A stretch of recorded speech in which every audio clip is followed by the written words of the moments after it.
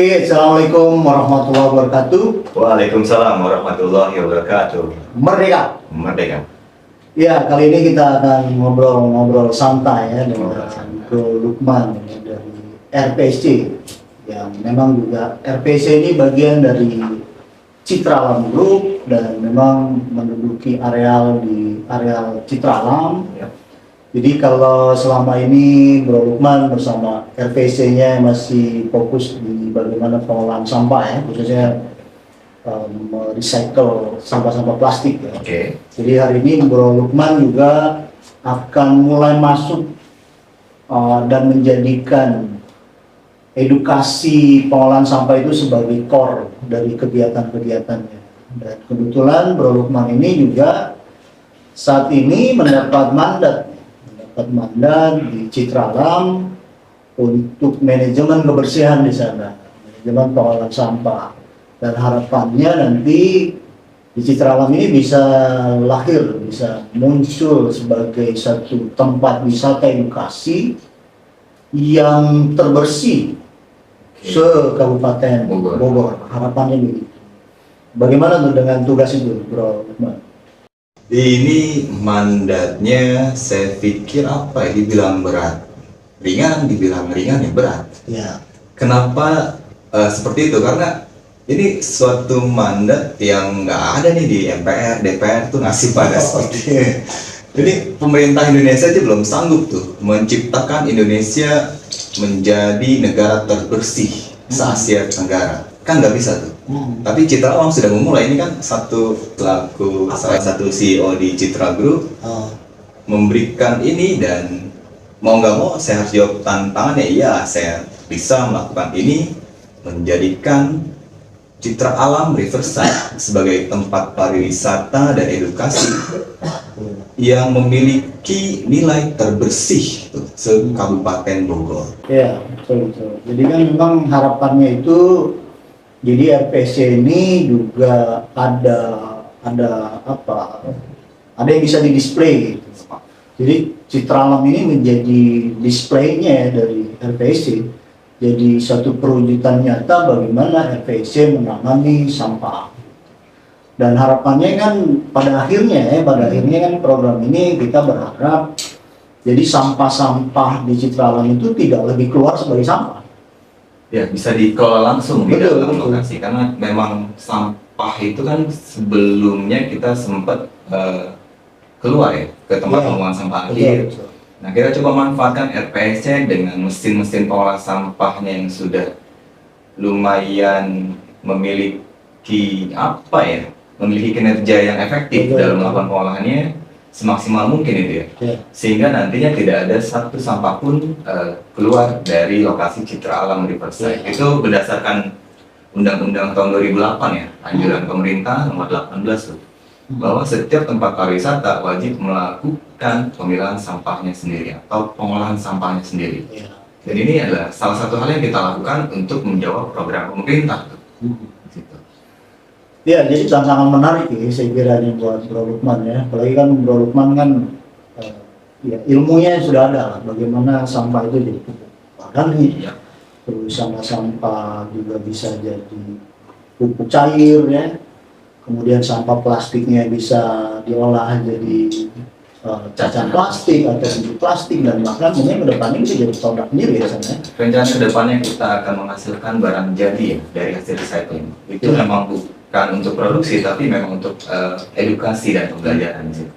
Jadi saya rasa ini juga menjadi kesempatan memang buat RPC secara umum ya, dan secara khususnya buat Bro Lukman selaku pegiat lingkungan ya, praktisi lingkungan hidup, untuk membuktikan diri itu ini loh wujudnya kalau sampah itu ditangani dengan baik, kan ada bukti nyatanya, ada displaynya gitu. Citra Alam yang jadi orang datang ke sana mereka kagum gitu sama Citra Alam karena bersihnya, karena rapihnya itu, dan mereka bisa belajar jadinya kan, bisa belajar tentang bagaimana menangani sampah. Dan itu kan harapannya konsep di situ bisa dipakai di tempat-tempat lain kan begitu ya. Nah, untuk menjawab Citra memiliki display tentang konsep tempat pariwisata terbersih se-Kabupaten Bogor ini, itu kan saya pikir lumayan susah ya menjawab tantangan, tapi saya coba lakukan dengan beberapa metode karena harus ada skema, harus ada sistem, harus ada sebuah rumusan untuk bisa menjawab pertanyaan atau tantangan dari Bung Edi sendiri. Betul. Salah satu yang paling utama adalah bagaimana caranya kita merubah mindset atau pola pikir. Betul. Pasti. Menurut Bung Edi sendiri itu dalam konsep merubah mindset atau pola pikir, menyadarkan orang-orang sekitar atau masyarakat di dalam Citra Alam sendiri, itu penting atau nggak penting? Saya kira yang paling mendasar memang itu ya. Semua kan berawal dari cara pikir, cara pandang orang kan. Jadi sebelum sampai terbentuknya habit, terbentuknya budaya, terbangunnya sistem di sana kan pertama kali kan masalah mindset itu sendiri kan. Dan memang nggak mudah itu untuk menyentuh, karena kalau ngomongin mindset kan berarti harus menyentuh pikiran dan hati orang. Harus logis, mereka harus dengan pemahaman itu mereka tergerak gitu ya untuk melakukan pemilahan, terus disiplin dan apa yang mereka hasilkan, misalkan sampah, terus mereka tidak buang pada tempatnya di situ. Itu kan pemilahan. Nah, di samping itu Pak, ketika pentingnya sudah didapatkan, berarti dia pentingnya membuang sampah atau pentingnya membangun kesadaran sudah didapat. Berarti kan muncul hal baru di situ. Kesadaran atau bentuk moral tanggung jawabnya. Betul. Karena bentuk atau tanggung jawab moral itu tidak akan muncul ketika tadi dia belum tersadarkan pikirannya. Bentuk tanggung jawab moral ini kan yang akhirnya dia mengikuti aturan tuh. Contoh kecil kalau kita lihat ekosistem Pak ya. Ekosistem itu kan ini kita tinggal di bumi Pak ya. Tinggal di bumi, kemudian bumi ini kalau sebelum ada manusia kan bersih tuh Pak. Ya, memang alam kan sifatnya sebenarnya bersih. Alam sifatnya bersih. Nah, kotornya kan ketika manusia mulai hadir tuh, karena sampah itu kan notabene adalah dihasilkan dari sisa-sisa atau kegiatan aktivitas manusia tuh. Ya, entah betul. kita sekolah, kerja, kantor, atau apapun, tetap ada sampah yang dihasilkan, makan atau lagi. Betul. Akhirnya, ketika pemikirannya sudah berubah, beban moral untuk bertanggung jawab sudah muncul, itu tidak akan pernah terjadi tuh Pak. Dia mulai menempatkan sampah pada tempatnya. Nah, berdasarkan beberapa dongeng dan cerita, itu Pak ini dulu pernah dengar nggak sih kalau di daerah mana ya kan kita punya dewa gunung, dewa laut, itu gimana itu Pak? Tentang menjaga. Ya, mungkin ada hubungannya juga sih. Ada hubungannya kan? Ya, di situ kan akhirnya apa? Dia berani menjaga gunung, dia menjaga laut karena ada dewa-dewa tersebut. Kalau dari pemahaman Pak itu bagaimana Pak? Ya mungkin ada hubungannya kenapa orang dulu itu kayak punya kepercayaan itu ya. Sungai itu ada Dewi kalau sungai ya. Dewi sungai ya. Misalnya ada dewa gunung gitu. Mungkin ada dewa hutan macam-macam lagi gitu. Mungkin itu menjaga kesakralan alam supaya orang nggak memperlakukan sungai itu suka-suka. Nah ini sebenarnya sih Citra Alam ini pas nih posisinya karena memang ya Citra Alam memang citranya alam gitu ya, citranya alam atau sejatinya alam itu kan memang dia harus bersih seperti Bro tadi bilang kan. Karena yang bikin kotor tuh manusia. Kalau alam nggak ada manusia itu bersih-bersih aja, baik-baik aja walaupun banyak daun kering apa yang jatuh, tapi kan itu terolah, terproses dengan baik sama alam kan. Manusia ini kan macam-macam, ada sampah plastik, sampah kaleng, apa macam-macam limbah industri ya segala macam. Dan definisi bersih menurut saya kalau kita bicara dalam konteks alam ya, artinya kan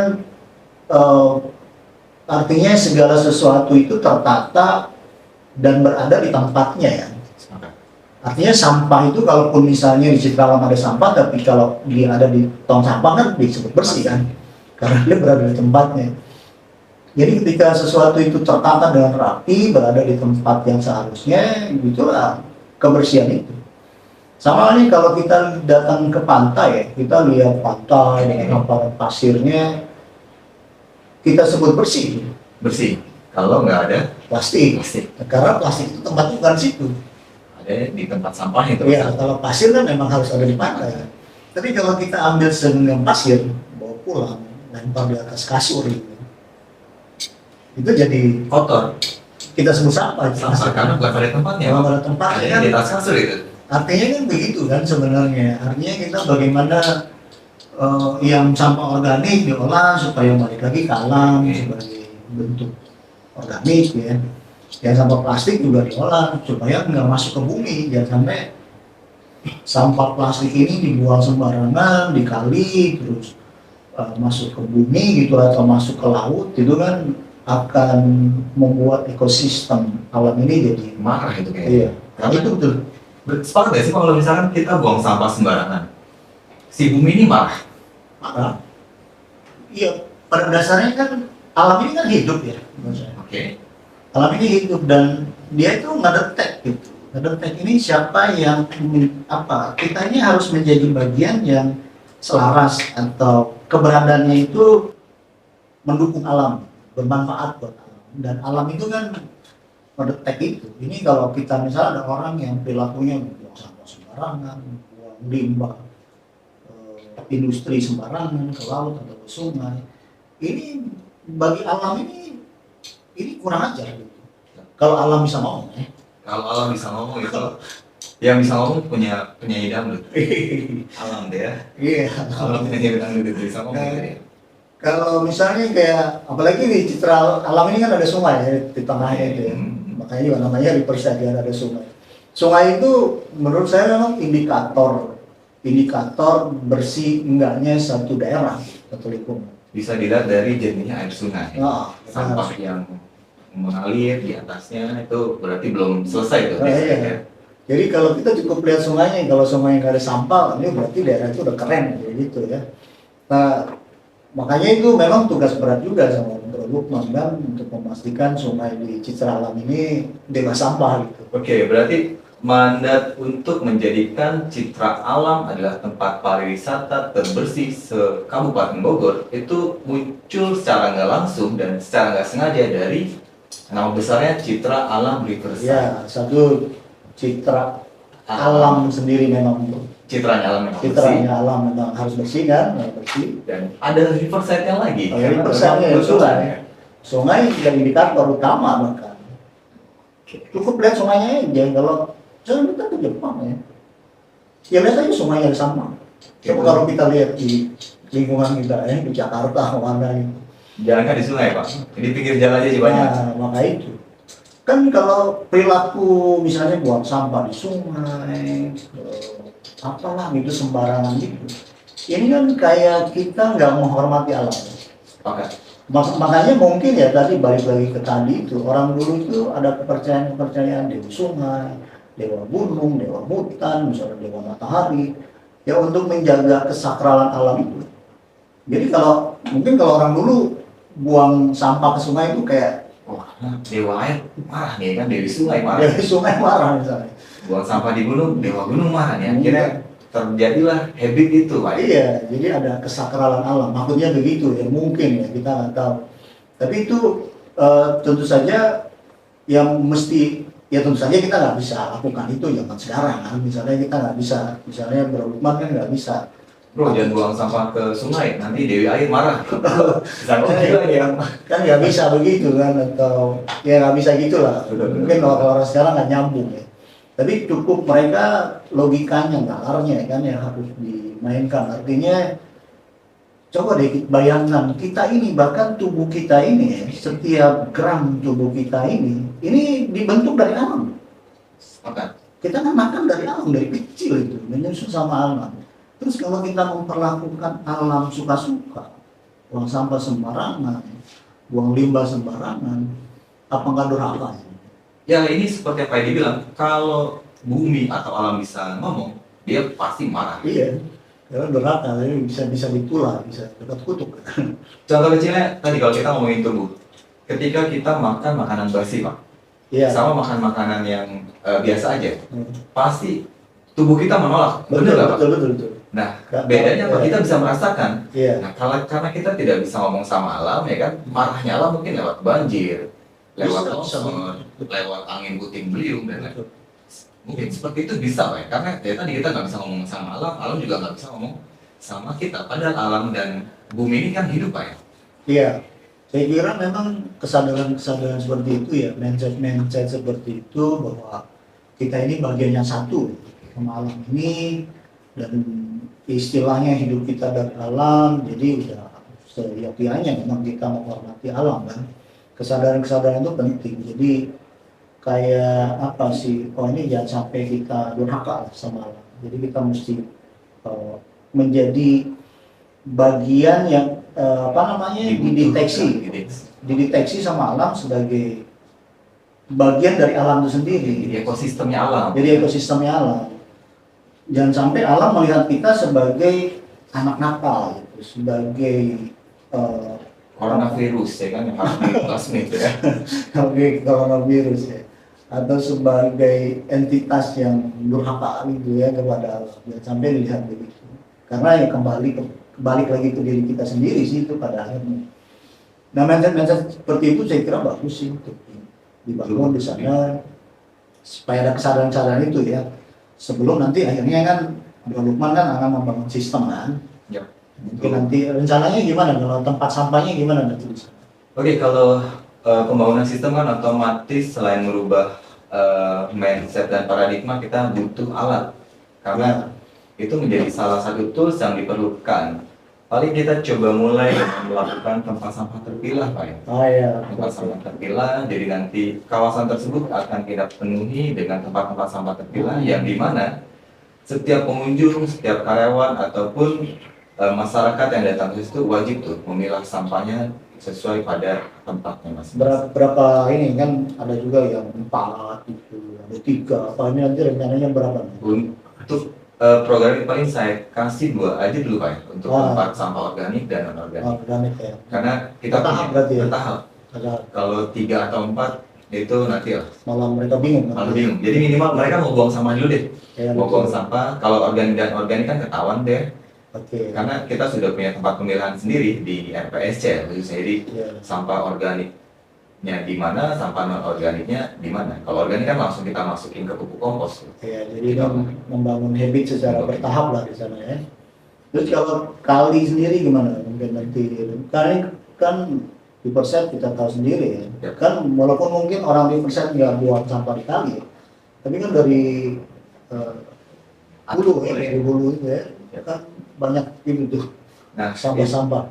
Itu dia harapannya sih ya, ini podcast kita atau dialog santai kita tentang menciptakan lingkungan yang bisa diterima oleh bumi, itu bisa dilihat banyak orang sehingga oh jangan cuma Citra Alam aja yang melakukan aksi tersebut, warga sekitar, tempat pariwisata sekitar, atau bahkan pemerintah pusat bisa mencerna apa yang akan kita sajikan atau kita etalasekan bahwa ini loh etalase Citra Alam tentang konsep kebersihan. Iya, betul. Dan mau nggak mau, walaupun kali itu adalah bukan kali pribadinya Citra Alam, tapi kali Ciliwung ya kan, itu setiap hari pasti ada sampah lewat. Ya kita bersihin, nggak kita lanjutin lagi, kita bersihin. Tadi Tuhan bumi pasti suka banget tuh. Kalau Tuhan bumi udah suka banget, oh itu udah nggak ada cerita tuh. Iya, betul. Saya kira memang perilaku itu perilaku yang menyenangkan. Begitu istilahnya alam kalau lihat Bro Lukman, kawan-kawan mengutin sampah di kali itu pasti kayak tersenyum gitu lihat. Ya, kita tidak bisa melihat, tidak bisa mendengar, tapi ada kausalitas. Iya, pasti begitu sih, betul. Dan ini memang saya kira ini menjadi sesuatu yang keren ya, keren karena ini bisa menjadi satu sampling kan, bisa jadi contoh, bisa jadi display gitu. Yang nantinya harapan bisa diadopsi Pak ya. Bisa diadopsi dan juga mungkin perlahan-lahan kesadaran itu makin melebar kan. Amin. Mungkin berawal dari Citra Alam, nanti penduduk-penduduk sekitar gitu eh, akhirnya ikut teredukasi dan kebiasaan membuang sampah di sungai khususnya itu bisa betul-betul tidak lagi dilakukan dengan harapan ini. Sampai tidak ada sama sekali itu Pak yang buang sampah di sungai ya. Iya, itu tentu saja tugas mulia sih. Sangat mulia itu. Itu jadi pahlawan bumi. Oke, kalau begitu kita berbicara pahlawan bumi, berarti setiap pahlawan kan punya target ya Pak ya. Ini saya coba menjadi pahlawannya Citra Alam Group ya kan, untuk mewujudkan harapan para pimpinan untuk menjadikan Citra Alam tempat terbersih se-Jabodetabek. Pak ini punya target Kabupaten Bogor. Awalnya begitu. Awalnya gitu. Targetnya berapa lama Pak untuk menciptakan itu di bawah koridor saya?